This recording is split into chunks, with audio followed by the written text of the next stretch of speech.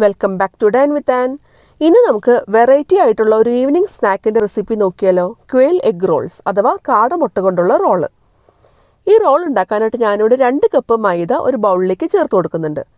നിങ്ങൾക്ക് വേണമെന്നുണ്ടെങ്കിൽ ഇത് ബ്രെഡ് ഉപയോഗിച്ചിട്ട് വേണമെങ്കിലും ഈ റോള് തയ്യാറാക്കാം. ഞാൻ പക്ഷേ ഇവിടെ ഫ്രഷ് ആയിട്ടൊരു ഡോ ഉണ്ടാക്കിയിട്ട് അതിലാണ് റോൾ ചെയ്തെടുക്കുന്നത്. ഇതിലേക്ക് 2 ടേബിൾ സ്പൂൺ പഞ്ചസാര ചേർത്ത് കൊടുക്കാം.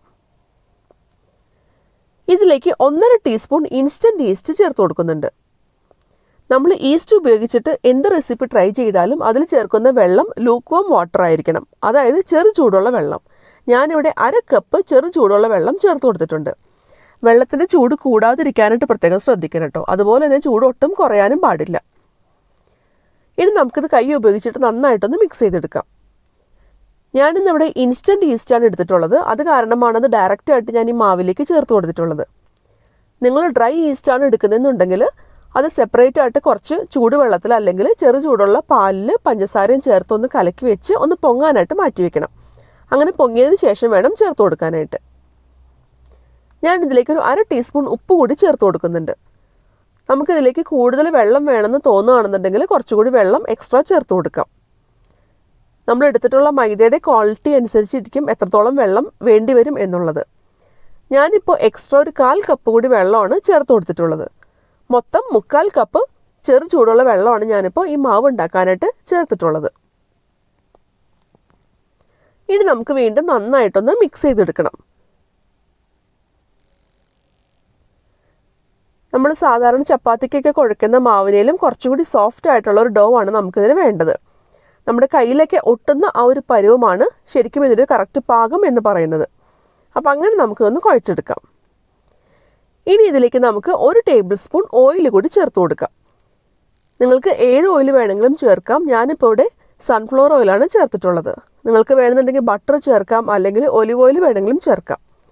അതുകൂടി ചേർത്ത് നന്നായിട്ടൊന്ന് മിക്സ് ചെയ്യാം.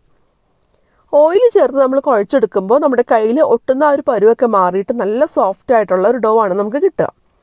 സാധാരണ നമ്മൾ ചപ്പാത്തി ഉണ്ടാക്കുന്ന മാവിനയിലൊക്കെ നല്ല സോഫ്റ്റ് ആയിരിക്കും ഡോ. നല്ല സ്മൂത്ത് ആയിട്ടുള്ള ഡോ നമുക്ക് കിട്ടുകയും ചെയ്യും.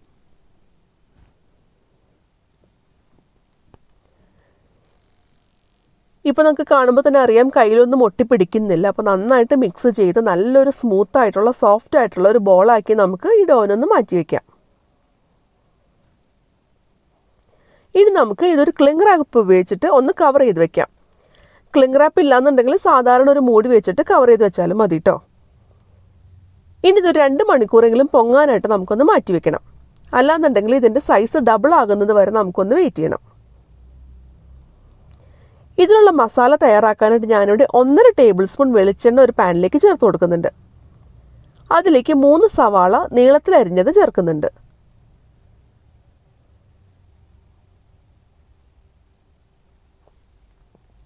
ഇനി ഇതിലേക്ക് ഞാൻ കുറച്ച് ഉപ്പ് ചേർത്ത് കൊടുക്കുന്നുണ്ട്. ഉപ്പ് ചേർത്ത് നമ്മൾ വഴറ്റുമ്പോൾ സവാള പെട്ടെന്ന് തന്നെ നമുക്ക് വഴറ്റി കിട്ടും. അതിന് വേണ്ടിയിട്ടാണ് ഞാനിവിടെ കുറച്ച് ഉപ്പ് ചേർത്ത് കൊടുത്തിട്ടുള്ളത്. ഇനി നമുക്ക് നന്നായിട്ടൊന്ന് വഴറ്റിയെടുക്കണം.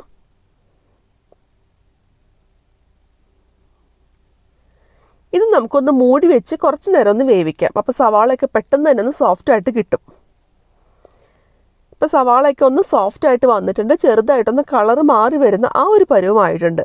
ഇത്രയും മതിയാവും കേട്ടോ. നമ്മളിതിലേക്ക് ഒരുപാട് മൂപ്പിക്കേണ്ട ആവശ്യമില്ല. ഇനി ഇതിലേക്ക് നമുക്കൊരു 1/4 ടീസ്പൂൺ മഞ്ഞൾപ്പൊടി ചേർത്ത് കൊടുക്കാം. എന്നിട്ട് ചെറു തീയിൽ വെച്ചിട്ട് നമുക്ക് നന്നായിട്ടൊന്ന് വഴറ്റിയെടുക്കാം. മസാലയൊക്കെ നമ്മുടെ ഓരോരുത്തരുടെയും ടേസ്റ്റ് അനുസരിച്ചിട്ട് നമുക്ക് ചേർത്ത് കൊടുക്കാം കേട്ടോ. ഈ മഞ്ഞൾപ്പൊടി ഒന്ന് മൂത്ത് വരുമ്പോൾ ഞാനിതിലേക്ക് 2 ടീസ്പൂൺ മല്ലിപ്പൊടി ചേർത്ത് കൊടുക്കുന്നുണ്ട്. എന്നിട്ട് വീണ്ടും നന്നായിട്ട് ഒന്നുകൂടി ഒന്ന് വഴറ്റിയെടുക്കാം. ചെറു തീയിൽ വെച്ച് വഴറ്റിയെടുക്കാനായിട്ട് പ്രത്യേകം ശ്രദ്ധിക്കണം കേട്ടോ. ഞാനിവിടെ എരിവിന് വേണ്ടിയിട്ട് 2 ടീസ്പൂൺ കുരുമുളക് പൊടിയാണ് ചേർത്ത് കൊടുക്കുന്നത്. നിങ്ങൾക്ക് വേണമെന്നുണ്ടെങ്കിൽ പച്ചമുളകായാലും ചേർക്കാം, അല്ലെങ്കിൽ മുളക് പൊടി ആയാലും ചേർക്കാം കേട്ടോ. അതൊക്കെ നമ്മുടെ ഓരോരുത്തരുടെയും ഇഷ്ടം. നമ്മളിപ്പോൾ കുട്ടികൾക്കൊക്കെ കൊടുക്കുകയാണെന്നുണ്ടെങ്കിൽ പച്ചമുളകൊക്കെ കടിച്ചു കഴിഞ്ഞാൽ അവർക്ക് അത്ര ഇഷ്ടമൊന്നും ആവില്ലല്ലോ. അത് കാരണമാണ് ഞാനിവിടെ കുരുമുളക് പൊടി ചേർത്ത് കൊടുത്തിട്ടുള്ളത്. ഇനി ഇതിലേക്കൊരു 1.5 ടീസ്പൂൺ ഇഞ്ചി വെളുത്തുള്ളി പേസ്റ്റ് കൂടി ഞാൻ ചേർത്ത് കൊടുക്കുന്നുണ്ട്. എന്നിട്ട് വീണ്ടും ഒന്നുകൂടി ഒന്ന് വഴറ്റിയെടുക്കാം.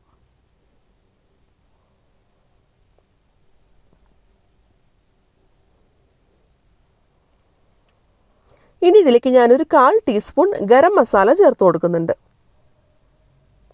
മസാല കൂടി ചേരുമ്പോഴല്ലേ അതിന് കറക്റ്റ് ആ ഒരു ഫ്ലേവറും ടേസ്റ്റൊക്കെ നമുക്ക് കിട്ടുള്ളൂ. ഇപ്പോൾ നമ്മളെല്ലാം കൂടി നന്നായിട്ടൊന്ന് വഴറ്റിയെടുത്തിട്ടുണ്ട്. ഇനി ഇതിലേക്ക് നമുക്ക് ആവശ്യത്തിനുള്ള ഉപ്പ് ചേർത്ത് കൊടുക്കാം. എന്നിട്ട് ഒന്നുകൂടി ഒന്ന് മിക്സ് ചെയ്യാം. അത് കഴിഞ്ഞ് നമുക്ക് ഫ്ലെയിം ഓഫ് ചെയ്യാം. എന്നിട്ട് ഈ മസാല ഒരു സൈഡിലേക്കൊന്ന് മാറ്റി വയ്ക്കാം. ഞാനിന്നിവിടെ 12 കാടമുട്ടയാണ് എടുത്തിട്ടുള്ളത്. അത് നന്നായിട്ട് പുഴുങ്ങി തോടൊക്കെ കളഞ്ഞെടുത്തിട്ടുണ്ട്. ഇനി നമുക്ക് ഈ കാടമുട്ടേനെ ഒന്ന് 2 ആക്കി ഒന്ന് മുറിച്ച് വയ്ക്കാം.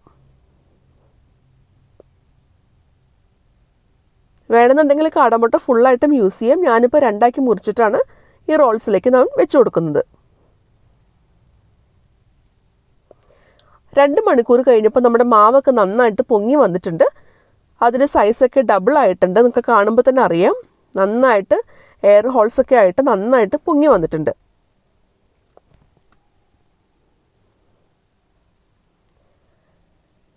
ഇനി നമുക്ക് നമ്മുടെ കൈ ഉപയോഗിച്ചിട്ട് ഒന്ന് ചെറുതായിട്ട് ഈ ഡോ ഒന്ന് പ്രസ് ചെയ്ത് കൊടുക്കാം. അതിലുള്ള ആ എയർ ഹോൾസൊക്കെ ഒന്ന് പോകണം. ഒന്ന് ചെറുതായിട്ട്, ഒരുപാട് അങ്ങ് കുഴച്ചെടുക്കേണ്ട ആവശ്യമില്ല. ചെറുതായിട്ടൊന്ന് പ്രസ് ചെയ്ത് കൊടുക്കാം. ഇനി നമുക്ക് നമ്മുടെ നോർമൽ കൗണ്ടർ ടോപ്പിൽ കുറച്ച് എണ്ണ തടവാം. അതല്ലാന്നുണ്ടെങ്കിൽ കുറച്ച് മൈദ തൂവിയാലും മതി.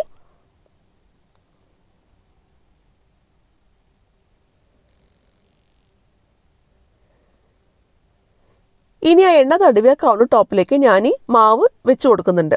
എന്നിട്ട് കൈ ഉപയോഗിച്ചിട്ട് ചെറുതായിട്ടൊന്ന് കുഴച്ചെടുക്കാം. ഒരുപാട് ഫോഴ്സ് ചെയ്ത് നമ്മൾ കുഴക്കേണ്ട ആവശ്യമില്ല കേട്ടോ. നമ്മൾ സാധാരണ ചപ്പാത്തിയൊക്കെ കുഴക്കുന്ന പോലെ അത്രയും പ്രഷർ ചെയ്ത് നമ്മൾ കുഴച്ചെടുക്കരുത്. ചെറുതായിട്ടൊന്ന് കുഴച്ചെടുത്താൽ മാത്രം മതിയാവും. അത് കഴിഞ്ഞ് നമുക്കിതൊന്ന് ചെറുതായിട്ടൊന്ന് റോൾ ചെയ്ത് കൊടുക്കാം.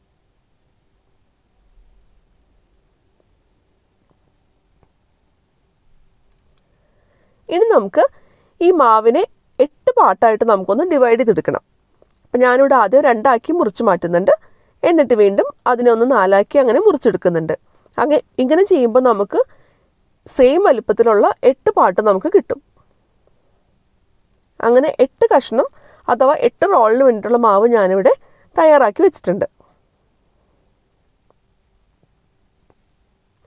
ഇനി നമുക്ക് ഈ ഓരോ മുറിച്ച ഭാഗവും എടുത്ത് കൈകൊണ്ട് നന്നായിട്ടൊന്ന് ഉരുട്ടിയിട്ടൊന്ന് മാറ്റി വയ്ക്കാം.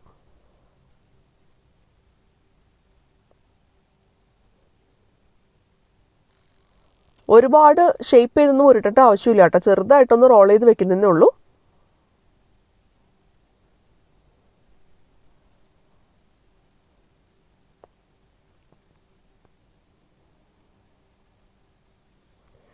ഇനി നമുക്ക് ഓരോ ബോളായിട്ട് എടുക്കാം. എന്നിട്ട് കൈ ഉപയോഗിച്ചിട്ട് നന്നായിട്ടൊന്ന് പ്രസ് ചെയ്ത് കൊടുക്കാം. ഒരുപാട് കട്ടി കൂട്ടിയും പരത്തണ്ട, അതേപോലെ ഒരുപാട് കനം കുറച്ചും പരത്തേണ്ട ആവശ്യമില്ല കേട്ടോ. നമ്മളിങ്ങനെ കൈ കൊണ്ടൊന്ന് പരത്തിയാൽ മാത്രം മതിയാവും. ഇനി ഇതിൻ്റെ നടുക്ക് നമ്മൾ തയ്യാറാക്കി വെച്ചിട്ടുള്ള മസാല കുറച്ചൊന്ന് നീളത്തിലൊന്ന് 1-2 സ്പൂൺ നമുക്കിതുപോലെ ഒന്ന് വെച്ച് കൊടുക്കാം. ഇനി അതിൻ്റെ മീതെ നമ്മൾ പുഴുങ്ങി വെച്ചിട്ടുള്ള കാടമുട്ട വെച്ച് കൊടുക്കുകയാണ്. അപ്പം ഞാനിവിടെ 2 ആക്കി മുറിച്ചിട്ടുള്ളത് കൊണ്ട് 3 കഷ്ണം മുട്ടയാണ് ഞാനിതുമ്മേക്ക് വെച്ച് കൊടുക്കുന്നത്. ഇനി അതിൻ്റെ മീതെ നമ്മൾ കുറച്ചുകൂടി ഒന്ന് മസാല വെച്ചിട്ടൊന്ന് കവർ ചെയ്ത് കൊടുക്കാം. മസാല ഒരുപാട് കുത്തി നിറയ്ക്കാതിരിക്കാൻ പ്രത്യേകം ശ്രദ്ധിക്കണം കേട്ടോ. കാരണം നമ്മളിത് കവർ ചെയ്ത് വരുമ്പോൾ പുറത്തേക്ക് പൊട്ടിപ്പോകാൻ പാടില്ല. ഇനി നമുക്കിതിൻ്റെ 2 സൈഡ് നന്നായിട്ടൊന്ന് സീൽ ചെയ്ത് കൊടുക്കാം. എല്ലാ വശവും നന്നായിട്ട് നമുക്കൊന്ന് ഒട്ടിച്ച് കൊടുക്കാം. നന്നായിട്ട് സീൽ ചെയ്തതിന് ശേഷം കൈ കൊണ്ട് തന്നെ നന്നായിട്ടൊന്ന് റോൾ ചെയ്തെടുക്കാം. ഇനി എവിടെയെങ്കിലും നിങ്ങൾക്ക് പൊട്ടിപ്പോകണമെന്ന് തോന്നുകയാണെന്നുണ്ടെങ്കിൽ അവിടെ കൈകൊണ്ട് നന്നായിട്ടൊന്ന് പ്രസ് ചെയ്തൊന്ന് റോൾ ചെയ്തെടുത്താൽ മതി. നമ്മളിവിടെ തയ്യാറാക്കി വെച്ചിട്ടുള്ള റോൾസ് ഒരു 15 മിനിറ്റും കൂടി ഒന്ന് പൊങ്ങാനായിട്ട് വെക്കണം. അത് സെക്കൻഡ് റൈസിന് വേണ്ടിയിട്ടാണ് നമ്മളങ്ങനെ 15 മിനിറ്റ് കൂടി ഒന്ന് മാറ്റി വെക്കുന്നത്. ഒരു ബൗളിലേക്ക് ഞാൻ ഒരു മുട്ട പൊട്ടിച്ച് വെച്ചിട്ടുണ്ട്. അതേപോലെ വേറൊരു ബൗളിൽ കുറച്ച് ബ്രെഡ് ക്രംസും എടുത്തിട്ടുണ്ട്. ഇനി നമ്മൾ തയ്യാറാക്കി വെച്ചിട്ടുള്ള ഓരോ റോൾസും എടുക്കുക. ആദ്യം നമുക്ക് ഈ മുട്ടയിലൊന്ന് ഡിപ്പ് ചെയ്തെടുക്കണം. മുട്ടയിൽ ഡിപ്പ് ചെയ്യുമ്പോൾ പ്രത്യേകം ശ്രദ്ധിക്കാട്ടോ, പൊട്ടിപ്പോകാതെ നോക്കണം. ഇനി നമുക്ക് ആ മുട്ടയിൽ മുക്കിയ റോള് ഈ ബ്രെഡ് ക്രംസിലിട്ട് നന്നായിട്ടൊന്ന് റോൾ ചെയ്തെടുക്കാം. അപ്പോൾ ഷേപ്പൊക്കെ കുറച്ച് പോയാലും കുഴപ്പമൊന്നുമില്ല കേട്ടോ. നമ്മൾ ഈ ബ്രെഡ് ക്രംസിൽ റോൾ ചെയ്ത് കഴിയുമ്പോൾ കൈകൊണ്ട് ഒന്നുകൂടി ഒന്ന് പ്രസ് ചെയ്തൊന്ന് ഷേപ്പാക്കിയാൽ മതിയാവും. നമ്മളിപ്പോൾ എല്ലാ റോൾസും ഇങ്ങനെ ബ്രെഡ് ക്രംസിൽ കോട്ട് ചെയ്ത് എടുത്തിട്ടുണ്ട്. ഇനി നമുക്കിത് ഫ്രൈ ചെയ്യാം.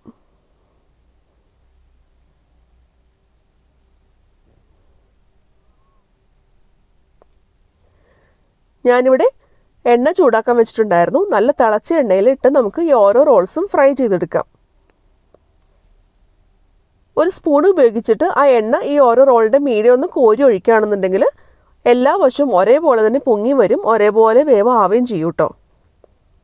ഇങ്ങനെ നമ്മൾ എന്ത് സാധനം ഫ്രൈ ചെയ്യുമ്പോഴും ഒരു സ്പൂൺ ഉപയോഗിച്ചിട്ട് തിളച്ച എണ്ണ അതിൻ്റെ മീതെ കോരി എടുക്കുകയാണെങ്കിൽ നന്നായിരിക്കും കേട്ടോ. ഒരു സൈഡ് നന്നായിട്ട് മൂത്ത് കഴിഞ്ഞാൽ നമുക്കിത് തിരിച്ചിട്ട് മറുവശം കൂടി നന്നായിട്ടൊന്ന് മൊരിയിച്ചെടുക്കാം. രണ്ട് വശവും ഒരേപോലെ ഗോൾഡൻ ബ്രൗൺ കളറായിട്ട് വരുമ്പോൾ നമുക്കിത് എണ്ണയിൽ നിന്ന് കോരി മാറ്റാം. ഇതേപോലെ തന്നെ നമുക്ക് ബാക്കിയുള്ള റോൾസും കൂടി ഫ്രൈ ചെയ്തെടുക്കാം. അപ്പോൾ എല്ലാവരും ട്രൈ ചെയ്ത് നോക്കണം. കുട്ടികൾക്കൊക്കെ ഒരുപാട് ഇഷ്ടമാവുന്ന ഒരു വെറൈറ്റി ആയിട്ടുള്ളൊരു സ്നാക്കാണ്. മുട്ട കഴിക്കാൻ മടിയുള്ള കുട്ടികൾക്കൊക്കെ ഇങ്ങനെയൊന്നും ഉണ്ടാക്കി കൊടുത്തു നോക്കിയാൽ അവർക്ക് ഒരുപാട് ഇഷ്ടമാവും. അപ്പോൾ എല്ലാവരും ട്രൈ ചെയ്ത് നോക്കണം. വീഡിയോ ഇഷ്ടമായെന്നുണ്ടെങ്കിൽ ലൈക്ക് ചെയ്യാനും കമൻറ്റ് ചെയ്യാനും ഷെയർ ചെയ്യാനും മറക്കരുത്. എൻ്റെ ചാനൽ ആദ്യമായിട്ട് കാണുന്നവരാണെങ്കിൽ ഒന്ന് സബ്സ്ക്രൈബ് ചെയ്തോളൂ കേട്ടോ. ഒപ്പം കാണുന്ന ആ ബെല്ലൈക്കൺ പ്രസ് ചെയ്യാൻ മറക്കരുത്. അതിൽ ഓൾ എന്നുള്ള ഓപ്ഷൻ ഇനേബിൾ ചെയ്യാൻ മറക്കരുത്.